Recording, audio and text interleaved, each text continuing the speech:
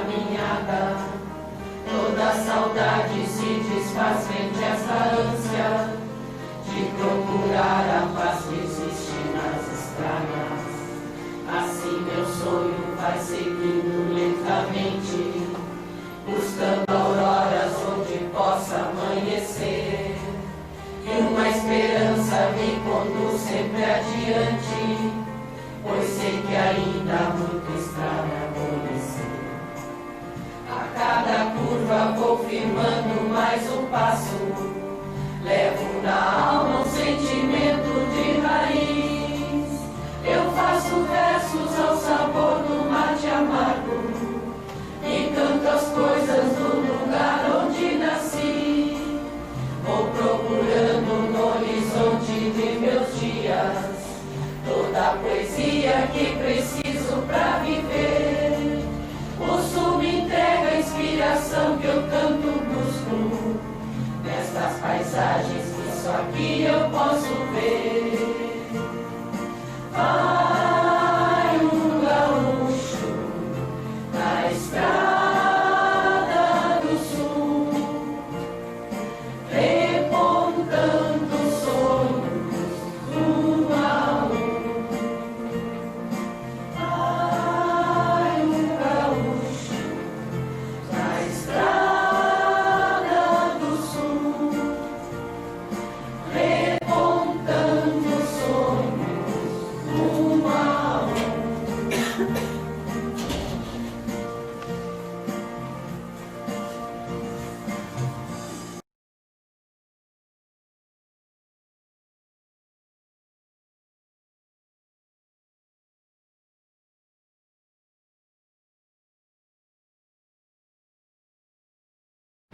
Estamos aqui novamente reunidos de forma virtual, mas espiritualmente estamos todos juntos.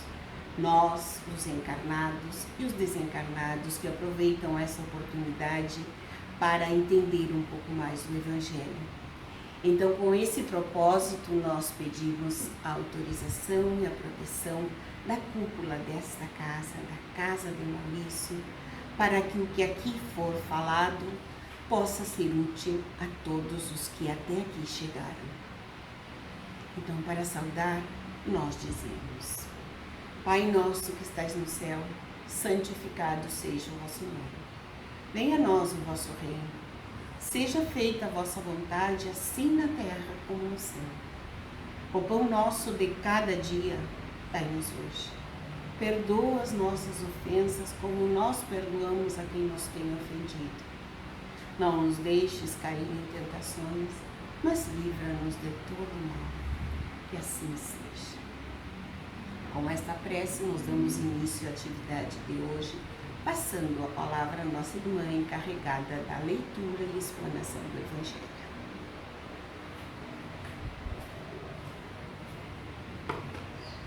Do Evangelho segundo o Espiritismo, capítulo 21. Haverá falsos cristos e falsos profetas. Item 4 e 5. Missão dos profetas e prodígio dos falsos profetas. É comum atribuir-se aos profetas o dom de revelar o futuro, de maneira que as palavras profecia e predição passam a ter o mesmo significado. No sentido evangélico, a palavra profeta tem um sentido mais amplo. Disse de todo enviado de Deus com a missão de instruir os homens e lhes revelar as coisas ocultas e os mistérios da vida espiritual. Um homem pode, então, ser profeta sem fazer profecias. Esta era a ideia dos judeus no tempo de Jesus. Eis porque, quando foi levado perante o sumo sacerdote Caifás, os escribas e os anciões que estavam reunidos lhe cuspiram no rosto, lhe deram socos e bofetadas, dizendo: Cristo, profetiza, e dize quem foi quem te bateu. Entretanto, é certo que houve profetas que tinham previsão do futuro, seja por intuição, seja por revelação providencial, a fim de transmitir advertências aos homens. Como as suas previsões aconteceram, o dom de adivinhar o futuro foi visto como um dos atributos de qualidade de profeta. Prodígio dos falsos profetas.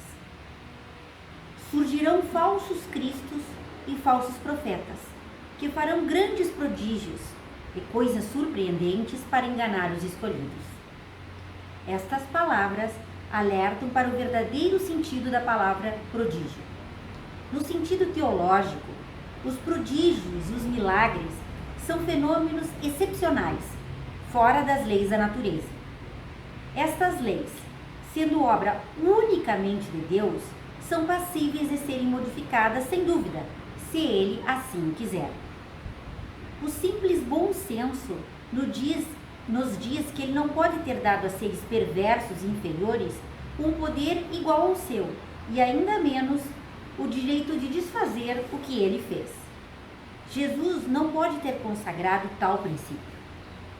Se, pois, segundo o sentido que se atribui àquelas palavras, o espírito do mal tem o poder de fazer tais prodígios, que até mesmo os eleitos seriam enganados. Disso resultaria que, podendo fazer o que Deus faz, os prodígios e os milagres não são privilégio exclusivo dos enviados de Deus, e por isso nada provam, uma vez que nada distingue os milagres dos santos dos milagres dos demônios. É preciso, pois, procurar um sentido mais racional para essas palavras de Jesus. Aos olhos do povo, todo fenômeno cuja causa é desconhecida passa por algo sobrenatural, maravilhoso, miraculoso. Conhecida a causa, reconhece-se que o fenômeno, por mais extraordinário que possa parecer, nada mais é do que a aplicação da lei da natureza. Assim, o círculo dos fatos sobrenaturais se restringe à medida que se alarga o conhecimento das leis científicas. Em todos os tempos, os homens têm explorado, em benefício de sua ambição, de seu interesse e de seu desejo de dominação, certos conhecimentos que possuíam, a fim de usufruírem de um prestígio, de um poder supostamente sobre-humano, ou que uma pretensa missão divina lhes daria. Estes são os falsos cristos e os falsos profetas. A propagação dos conhecimentos acaba por desacreditá-los, e eis porque seu número diminui à medida que os homens se esclarecem. O fato de operarem o que, aos olhos de algumas pessoas, passa por prodígios, não é, portanto, sinal de uma missão divina, uma vez que pode resultar de conhecimentos que qualquer um pode adquirir, ou capacidades orgânicas especiais que tanto o mais digno quanto o mais indigno podem possuir. O verdadeiro profeta se reconhece por características mais sérias e exclusivamente de ordem moral. No item 4, Missão dos Profetas, nós temos aqui uma análise sintética, bem pequenininha, bem simples, de como eram vistos os profetas na época de Jesus. Naquela época, era a maneira, estes homens vinham trazer a palavra de Deus ou as leis divinas para as demais pessoas do povo. Alguns tinham dons proféticos, os dons da predição, e outros não. Mas é importante que se saiba que naquela época, de uma sociedade mais rústica, de homens mais simples, esses fenômenos eles impressionavam muito. E é por esse fato que até hoje nós temos uma grande, admiração em torno do fenômeno. Vindo lá daquela época em que era necessário essas manifestações mais contundentes, em que fosse necessários eram chamados e até hoje são chamados de milagres, para que aquele povo se ativesse àquela mensagem. E nós tivemos vários casos, profetas no Antigo Testamento, profeta Isaías, profeta Jeremias, Ezequiel, Daniel, esses homens, mas a grande função deles naquela época era trazer os primórdios do contato daquele povo com alguma ascendência, com alguma ligação com o Deus, principalmente na sociedade hebraica. Essa foi um marco, foi de grande importância. Já nós temos no item 5 o prodígio dos falsos profetas, em que a máxima que foi afirmada pelo Cristo: surgirão falsos cristos e falsos profetas que farão grandes prodígios e coisas surpreendentes para enganar os escolhidos.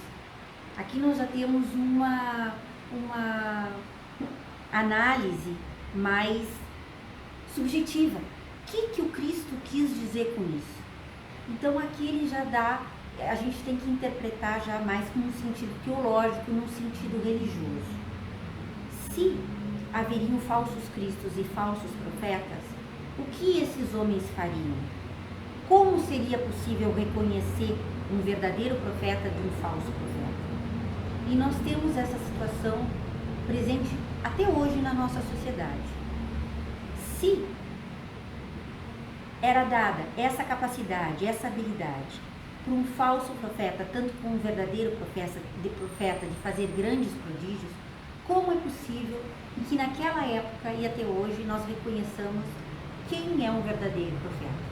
Qual é a diferença?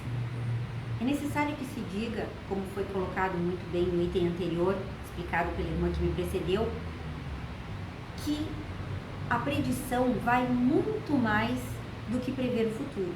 Existem sim profetas que, tanto naquela época quanto hoje, pela presença de uma mediunidade ostensiva, pela presença de uma comunicação mediúnica, manifesta o dom de prever o futuro.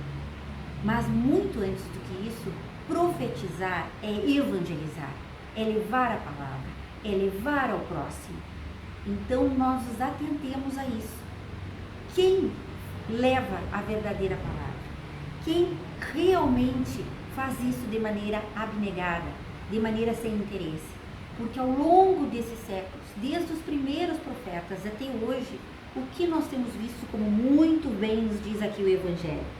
Em todos os tempos, os homens têm explorado em benefício de sua ambição, de seu interesse e de seu desejo de dominação certos conhecimentos que possuíam, a fim de usufruírem de um prestígio e um poder supostamente sobre-humano. Então, o que nos explica aqui? Que naquela época, tanto hoje, ainda para um número, felizmente para um número mais restrito de pessoas, toda vez que algo se apresenta como característica de fenômeno e para uma parcela da população aquilo não tem uma explicação, surpreende e chama atenção. Mas como muito bem diz, com o avanço do conhecimento humano, com o avanço do discernimento, com a abertura das mentes e principalmente do conhecimento, esse número de supostos profetas tem diminuído bruscamente. À medida que as leis da natureza, que esses fenômenos ou que esse determinado procedimento, essa atividade é explicada à luz da razão, à luz das leis da ciência, esse número de profetas se reduz e a manipulação e o número de pessoas que impressionam também. Então é necessário que haja essa propagação. O que são as leis da natureza? Nada mais do que as leis naturais que são nos apresentadas na parte terceira do Livro dos Espíritos. Todos os fenômenos, todas as manifestações na Terra são regidas pelas leis físicas e pelas leis morais. As leis físicas cada vez mais são de conhecimento de domínio público, então não podem nos impressionar mais com esses feitos miraculosos. À medida que nós avançamos, nós temos que nos deter no que essa mensagem nos traz, de que ela vem acompanhada. Esse profeta, esse divulgador, essa pessoa que se mostra com grandes feitos, quais são os seus atos? Como são os atos? Em que são baseados os atos? Nos atentemos a isso. Desde uma simples leitura do Evangelho, que é de acesso a todos, até um grande feito. Então é importante que a gente se detenha num detalhe. Muito mais importante que a forma, que o fenômeno, é o conteúdo dessa mensagem. muito mais importante do que a propagação do Evangelho, de grande importância, mas são comportamentos e as atitudes que acompanham essa pessoa que divulga. Quais são as atitudes? São em consonância com o que ela prega? Esse fenômeno que é apresentado, que impressiona tanto, tem uma atitude dentro da moral evangélica, da moral do Cristo acompanhando? Esse é o fato que nós temos que nos atentar. E esse é o único e o mais simples para nós sabermos se nós estamos diante de um falso Cristo ou de um falso profeta. Não há como a palavra não ser acompanhada da ação baseada numa moral rígida. E esse é o critério que nós temos que nos ater. Não nos deslumbremos com o fenômeno, e sim com o que vem acompanhando ele. Para que fique para nossa reflexão e para uma mensagem que nós podemos deixar, que a nossa conduta também seja assim. Por mais que a gente propague a lei do Cristo e a verdade do Cristo, que as nossas atitudes sejam consonantes com essa palavra. Que assim seja.